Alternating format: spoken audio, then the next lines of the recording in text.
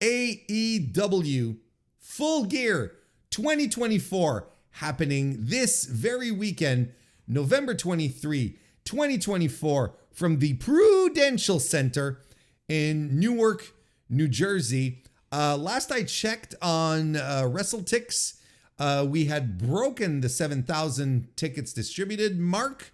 I think we were around like 7,300, something like that. There's a fair chance they can get to 8K. I think there's a fair chance that we'll get to 8,000 people in that building. I think there's a fairly good positive vibe around the show, and overall, AEW pay-per-views perform well, so I don't think that's going to be an issue. The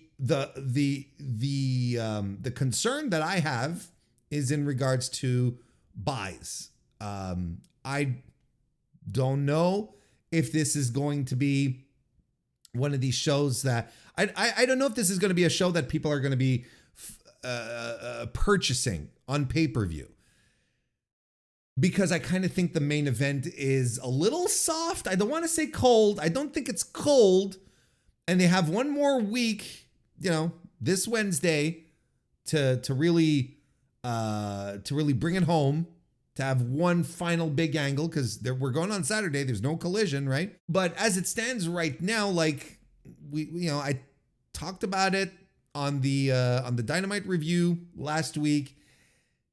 Orange Cassidy is he really should he have been the first guy? And I think everyone is sort of pointing at Darby, and everyone's getting excited what Darby's doing, and they're setting up Darby to be probably the next contender of the month for Moxley. And Darby is, not even involved in this match and already feels more exciting. He feels like a more promising prospect of a match, or at least on the build, right? Because here's, the secret sauce here is that Orange Cassidy's a great wrestler, and he's going to do fine with Mox.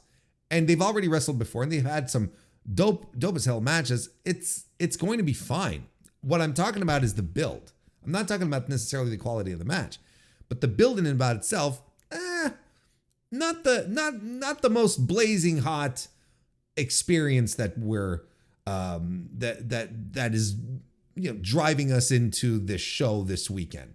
So again, not necessarily a knock on the potential quality of the match, but potentially just could end up being just potentially could end up not having great business returns. That's the vibe I'm feeling right now. Again, I could be wrong, but let's take a look at the card. Let's break things down. Chad, of course, you're more than invited to get involved in this. Jon Moxley versus Orange Cassidy in the main event for the AEW World Championship. I mean, what else can I add to what I just said?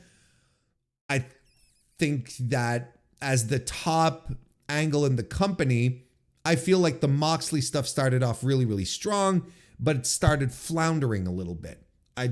Last week, I think, was a bit of a miss until they started brawling again, and Darby Allin got swung into a loading dock door, right?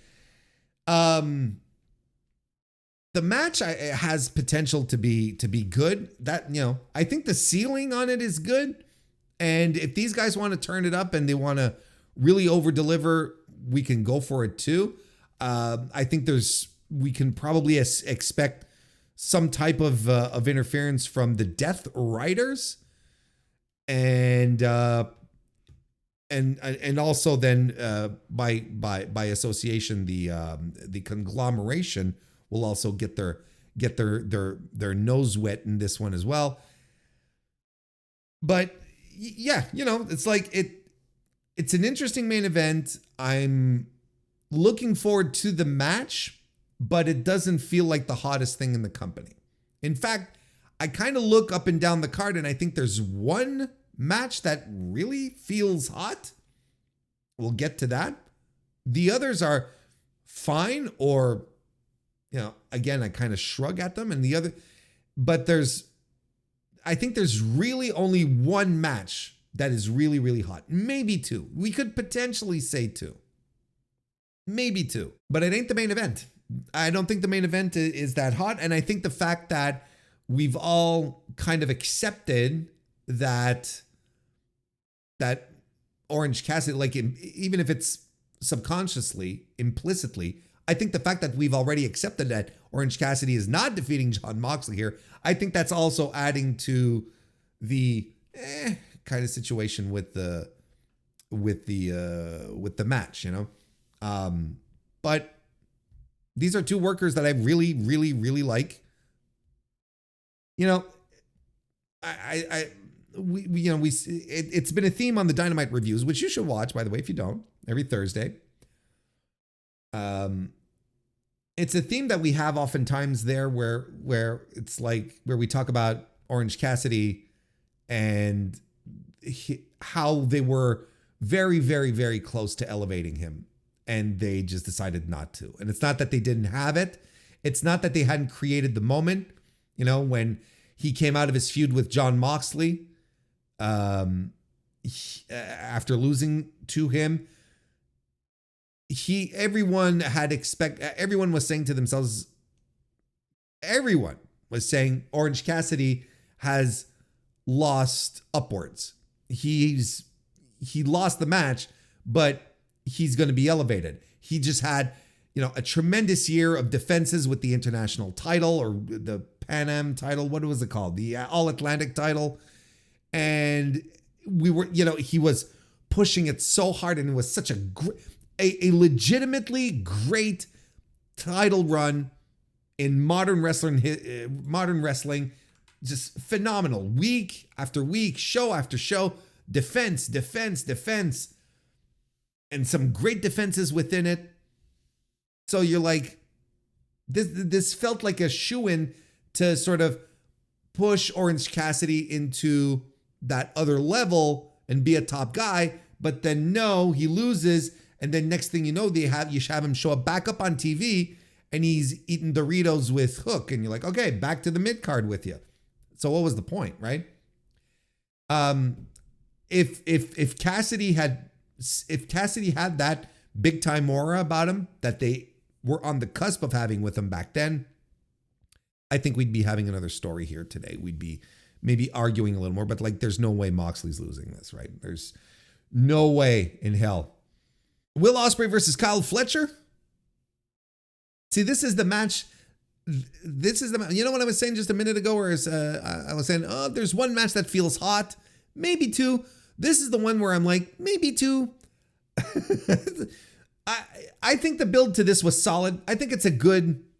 I think the build was good. It makes a lot of sense. It's been front and center. I think it was very well done. I think they're building Kyle Fletcher tremendously to really be the star that he is destined to be, and have been doing tremendous work keeping Will Ospreay off of television for weeks, while Fletcher just went around talking shit, being a little snot-nosed brat, and that tremendous promo that he cut where he shaved his head. That's all stuff that I love. And then they did that great promo last week, that face-to-face confrontation. I mean, there's a lot to love here. Is it super hot? No, I don't think it's super hot, but you know what? It is hot. Okay. I think it's a hot match. I think there's something here. They've been working at it, and it's going to have a lot of heat. There's a lot of hate in this feud. There's a lot of heat to it. I think it's going to be, it's going to go, and you look at the rest of the card, and this is going to be the match of the night. And honestly, it sucks to say for these two dudes, but that's the floor, right? That's the floor for Will Ospreay and Kyle Fletcher. It's match of the night. That's their floor. I have, this is the work rate special. This is the one to get the fans excited, to get the sickos popping, right? This is the one. I'm looking forward to it. Like, this is one of two matches that I'm really, really excited to see. So, yeah, I'm going to retcon a little bit what I said. It's a hot match. We've got two hot matches on the card, and this is one of them here. You know what? Here's the thing. This is what I'm feeling. This is what's, bubbling in my tummy right now. I think Kyle Fletcher's winning. I think Will Ospreay's putting him over. And that's the right thing to do. And, there'll probably be Don Callis shenanigans. That annoys me. But I really think Kyle Fletcher's going over. I really do. I think it's the right thing to do. I think it's the right thing to do. And it's going to be a tremendous match. I mean, and if anything, I think this is much better built than Moxley versus Cassidy. This is much better built. Jack Perry will be defending the AEW TNT Championship against Jack Perry. Wait, what did I just say? Jack Perry is going to be Jack Perry's going to be defending the AEW TNT Champion against Daniel Garcia. You can't defend it against yourself, you big silly. Yeah, I mean, this should be hotter, but it's not. They should be going harder with Garcia, but they're not. But I'm still not, I'm not going to sit here and say, Daniel Garcia fumbled or whatever. No, I kind of think that this is a match that's going to happen. This is why we were talking about it on stream, right? About how the titles feel, the prestige of the titles feel in AEW, right? And we were putting them together and we were saying, well, at least I wasn't. I was saying, like, the top title, of course, AEW World Heavyweight Championship for the men's, right? We're just talking about men's titles here. The world title for the guys. And then I'd say the international title, the Continental Crown, and the TNT title. Like, the TNT title feels like the most forgettable thing on the show and has been for a little while at this point. And I don't think it's necessarily a Jack Perry problem. I think it's a booking problem where they haven't been really featuring Jack Perry in anything really specific or interesting. And I think there's also a principal issue that you have as well with Perry's booking is, like, you kind of feel like the elite are falling apart or have fallen apart, and AEW doesn't want to address that yet. But, like, Perry, I wouldn't be surprised if by the end of the night Jack Perry ends up working for Mox and group, right? Because he has that attitude about him that you remember John Moxley when he came back that one time, he crossed paths with Perry and he says, "I always liked you, kid." And everyone thought it was a CM Punk reference, which it might have been, but it could also be something that they use to give some fire here. Like, Perry is needing something and he needs physical things to do. I don't think, the bus is whatever the fuck. And, he's not a guy who thrives with shit in periphery. I think he's a guy who can get himself over if he's doing physical things, if he's doing nasty shit. It's like, I kind of think that this is where we're at with him. And I think that his reign has not been good. I don't think it's been interesting. And it kind of feels wasteful to have Daniel Garcia be doing this, although I understand why they're doing it. Now, like we were saying again earlier on, on a previous stream, I think Daniel Garcia's spot this year is in the Continental Classic. And I would go as far as to say that he should, like, a compelling bit of booking is Daniel Garcia coming in the Continental Classic this year and using the story of last year's disastrous C2, right? Where, he was at the bottom of his block. He won only one match. It was not a good run for him. And the story last year, which worked for the story last year because, the Jericho Appreciation Society had just broken up and he was, had broken up and he had been soul searching. He's been trying to find an identity. Now you kind of feel like we have an opportunity to bring that story to a full circle moment where he's like, I am a wrestler. I'm not a sports entertainer. I know who I am. I found my identity, and thus comes into the C2 and starts kicking ass and goes to the finals and beats Kazuchika Okada for the Continental Crown. That is the best and most compelling piece of booking you can do with Daniel Garcia. Forget about the TNT title. Do the C2. Have him win the Continental Crown. That's the most compelling bit, especially against Kazuchika Okada. Like, you've got a true to form underdog story, a guy that everyone will believe.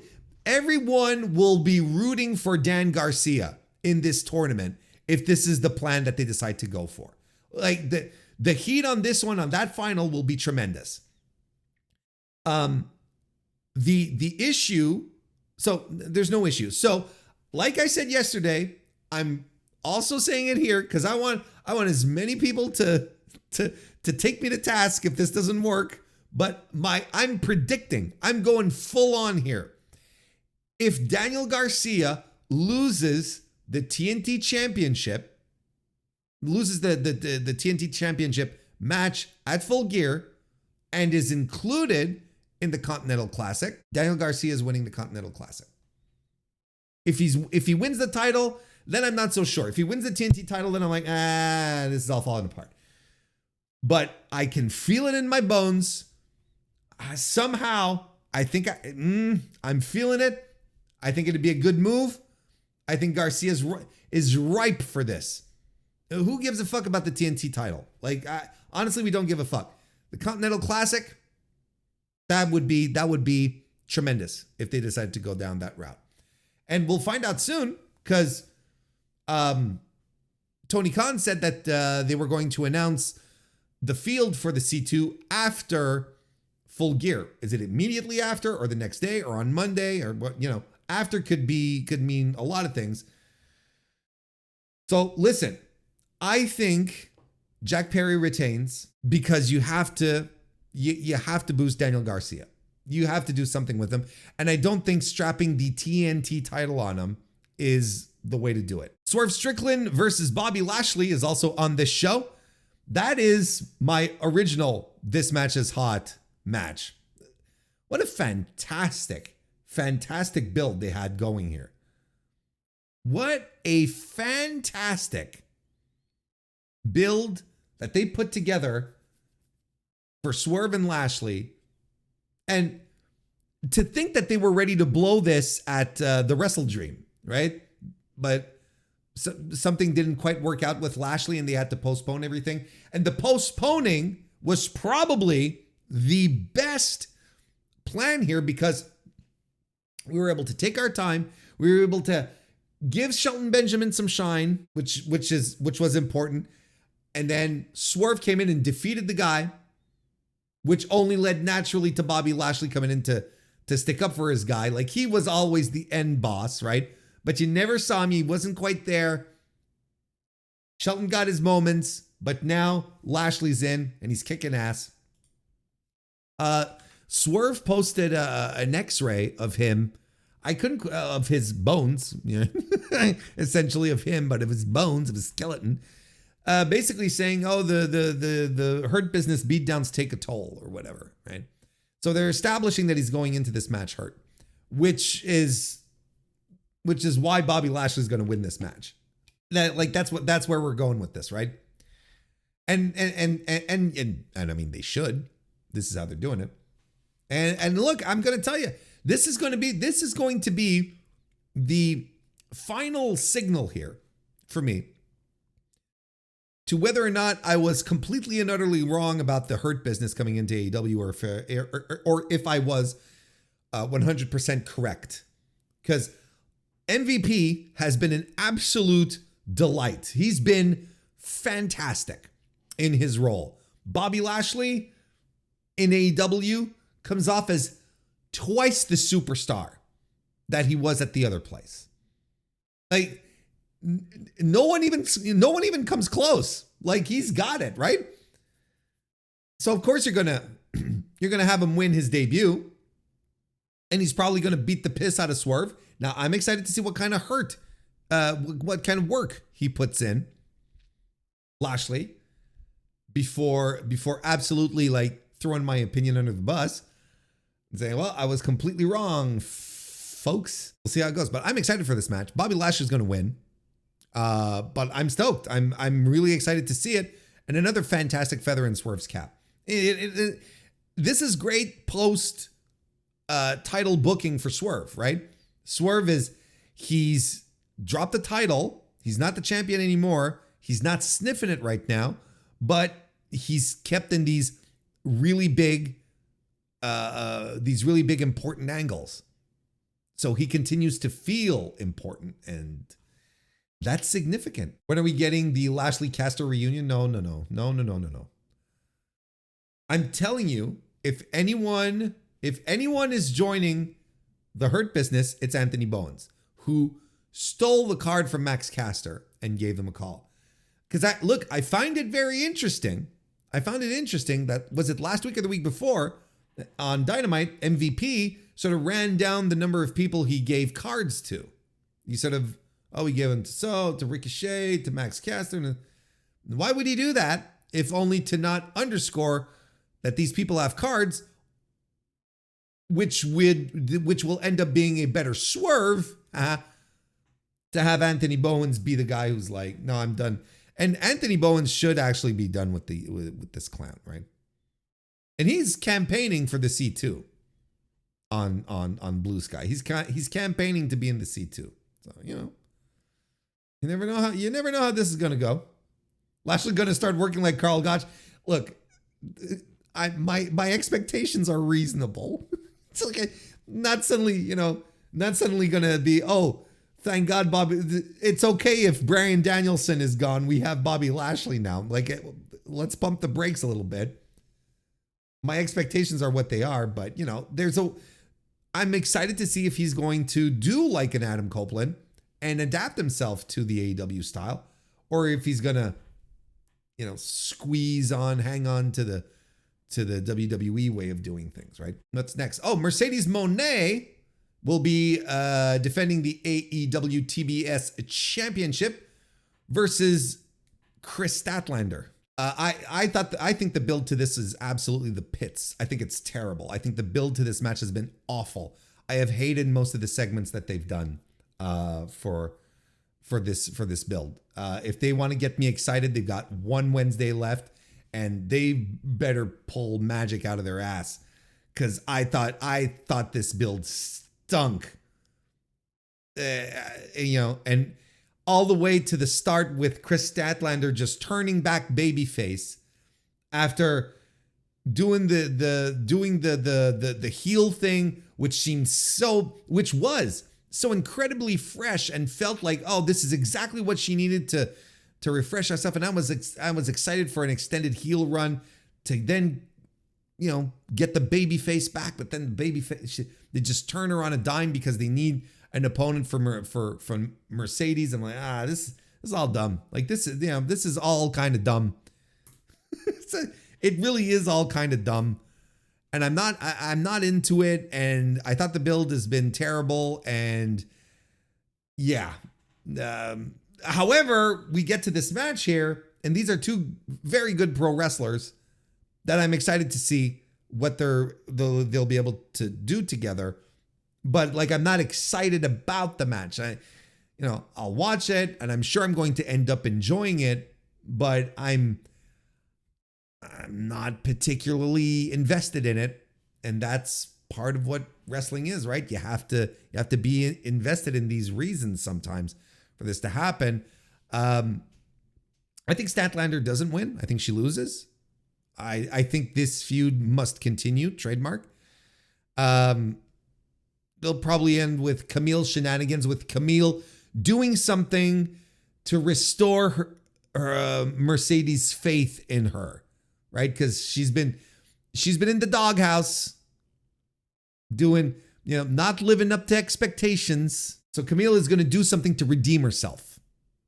She's gonna do something to help Mercedes win, and Mercedes is gonna be like, we're good now. That's how it's going to go. So Mercedes retains. Private Party are going to be defending the AEW World Tag Team Championship against the Outrunners, the Kings of the Black Throne, and the Acclaimed. Oh, I am so sick of the Acclaimed. I am so done with the Acclaimed. I really hope they break them up. Just do it on the show. Like, rip off the Band-Aid. We're done. It's fine. Come back to it down the line. Just, push Anthony Bowens. Fuck Max Caster. Like, anyway. Again, like, okay, these 4 ways are what they are for championship matches. I'm never a fan. You guys and gals and non-binary pals already know this, so it's I'm already not invested in it. I am also of the opinion that the Outrunners shouldn't win, and the Outrunners shouldn't win. You got to be careful. You got to be careful with the Outrunners, because what's going to happen is they're going to be another Acclaimed, where people are just going to get, if you push them too much and you give them too much time, people are going to get really, really sick of them. And they see, people right now think they want more of the Outrunners, but they want the same amount of Outrunners that they have, so that they always feel fresh and new and stupid and great, instead of becoming a push commodity. And then you see them every week, and then they have, these long ass segments. And then you're like, okay, well, the joke's not funny anymore, because this is a joke that really has the potential, the 80s gimmick. It really has the potential to run its course real fast, to get real old real quickly. I'm telling you guys and gals and non-binary pals, right? So, I'm just, all I'm saying is that I know a lot, everyone are want more of the Outrunners, because, it's a good bit. It's a good act. But sometimes, the adage where you have to leave the audience wanting more. I think less is more when it comes to the Outrunners. So I hope they don't win. And here's the thing. I like the Outrunners. I think they're fun. But I don't want them all over my TV every week. That's the thing. But they're a good little act. So I don't think anyone is winning here outside of Private Party. Private Party's retaining these titles. Glad to see Malachi Black and Brody King at it. That's tremendous. The Acclaimed is what it is. We'll see how this match goes. Private Party is it is what it is. Jay White versus Hangman Adam Page. You know what I was expecting out of this match? I was expecting a stipulation. I thought they were going to do some kind of gimmick where it was submission work, right? Because the idea here is that Hangman's leg is hurting, and Jay White is going to go after it. So I was thinking they were going to do some kind of submission, but it looks like it's going to be a one. Look, there's still time to change, right? I'm recording this on Wednesday, the 19th. We haven't seen the Dynamite yet, so there's still time to add stipulations and whatnot. But for the time being, it's still a straight up singles match. Look, if they want to do a feud where it's just straight up singles matches, I'm cool with that too. Everyone, not myself included, not just myself, but everyone loved their match at Wrestle Dream. There's no reason why they wouldn't be able to continue down that road here. The Hangman cannot have a bad match. I think that's universal truth at this point. The Hangman cannot have a bad match. And Jay White is a tremendous pro wrestler who has proven that somehow he can, the most dastardly heel for years, in Japan, somehow can acclimate to being a babyface, like in the snap of your fingers. So it's like, I'm confident that that this is going to be another barn burner. I'm excited. Like, this is going to be really, really great.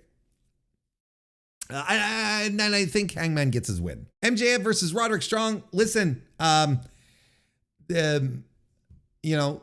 think Adam Cole, okay. Bold move by AEW to knock Adam Cole out of this match and create the story, I guess, that I kind of wanted to see. You remember when we were talking about this on the Dynamite review, where I was like, Adam Cole should not, when they decided to do the you have to win 3 matches and then maybe you'll fight me at Full Gear kind of thing. Adam Cole should have lost his match with Malachi Black, right? What was the one before? I'm drawing a blank. He wrestled Malachi Black. He wrestled Konosuke Takeshita. Why am I drawing a blank? Buddy. That's right. No, that's right. He should have lost to Buddy.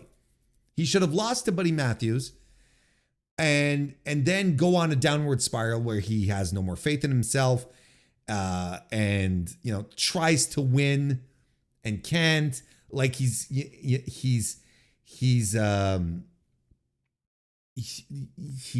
absolutely like he's lost all confidence, right? He can't pick himself back up. But then eventually, whatever the fuck happens is, Kyle O'Reilly comes back and pats him on the back or whatever, whatever the fuck. And then eventually he builds his confidence up, and then you build a match with Max for one of your big shows, for the Australia show, for, the Texas show, whatever the fuck. I just wouldn't have had him won those 2 first matches. I would have, like, straight out the gate, that's what I would have done. And then have Adam Cole, like, suffer his way back kind of thing. Truly rebuild himself, because that's what he, in the eyes of a lot of fans, he has a lot of rebuilding to do. Bold of AEW nonetheless to sort of have him lose, and then he's out of the three-way match for with Max, and it's like, God damn, okay, interesting little wrinkle. We'll see what they do with that. But I mean, outside of that, like, I think it's all been kind of cold. I don't think it's been particularly exciting. I don't think it's been all that exciting, the build. And actually it hasn't done much for me. And, Adam Cole had a great match against Konosuke Takeshita, but then again, Konosuke Takeshita could take me to a 3-star match, Like, it's Konosuke Takeshita. He's one of the best wrestlers on earth. So of course you're going to have a good match with him, right? And I understand, he's been injured. He's got to find his footing, so on and so forth. I get it. But, the problem with Adam Cole's aura right now is that it's been completely shattered because of the Brochacho stuff, and then the injury, and then coming back and being very so-so. Like, we're not lighting up the sky here with Adam Cole's wrestling, and the angle is very heavy-handed. You can tell that there's a lot of Max involved in this as well. Max versus Roderick Strong, as far as a pro wrestling match goes, sneaky good. Like, I know there's a lot of people who are very, who jump on the criticism of MJF very, very quickly. I don't understand it. As quickly as it is, like, I understand that he does a lot of stuff that a lot of pro wrestling fans don't like, but the fact is that he is the most complete pro wrestler out there that can actually even work. Like, that's the thing that a lot of people seem to forget, is that Max can work. But I think they forget it because he likes to layer on the gimmicks and the angles and the stories so thick, period, that you forget that MJF is a tremendous professional wrestler in every sense of the word. Despite the fact that he, has the occasional flight to Turkey. That being said, I'm looking forward to this match. It might not be a match that I've been excited about. I kind of think the build was, is kind of bad. Maybe Max will show up on TV this week, maybe give it a little shot in the arm, but this has the potential to be a lot of fun. But of course, Max is going over, which is also one of the reasons why it's hard to get excited for the match, because the result is kind of phoned in, right? So that's where we're at right now. Oh, and of course on the pre-show, we have a QT Marshall versus AJ Big Boom AJ. Eric Justice, which we talked about at the start of the stream, and I don't want to revisit that because I'm annoyed. So that's the preview for AEW Full Gear happening this weekend. And if there are any more shows or happenings or events that happen, we are going to, we'll talk about them on the Thursday stream. Just as simple as that. There will absolutely be more matches added. We'll fill in the blanks on Thursday.